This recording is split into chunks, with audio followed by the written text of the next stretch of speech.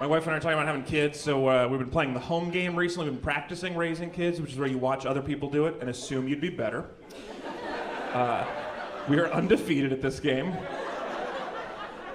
The thing we've been thinking a lot about recently is like, because you guys have seen the news, we were like, what happens if you have a son and you want him to not suck, right? That seems like the real challenge of the age. Because like I've thought about this a lot, right? So I think like what I've decided is I'm really looking forward to trying to raise like a dope feminist son.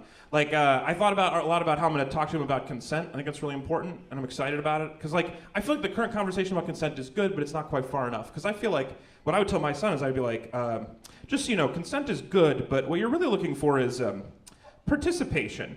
That's really the baseline that you should look for, right? Yeah. Yeah. If not everybody on the sex committee is participating in the brainstorming, call off the meeting. This is not a good time, right? Like, if you say, would you like to have sex? And she's like, sure, that's bad sex. What you want sex where you're like, hey, do you want to have sex? And then she's like, shut up and fuck me before the flight attendants notice we're out of our seats. That is consent, right?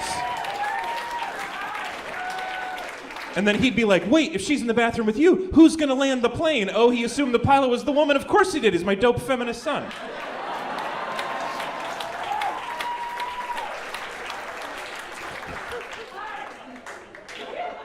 I would tell my dope feminist son not to ever talk about blue balls. I think that's a myth we can be done with as a culture, right? Like, oh, it gives me ouchies if we don't have sex. That is too convenient to be true. Next, you're going to be like, oh, also my knees are sore if you don't compliment my taste in movies. It's clearly a lie.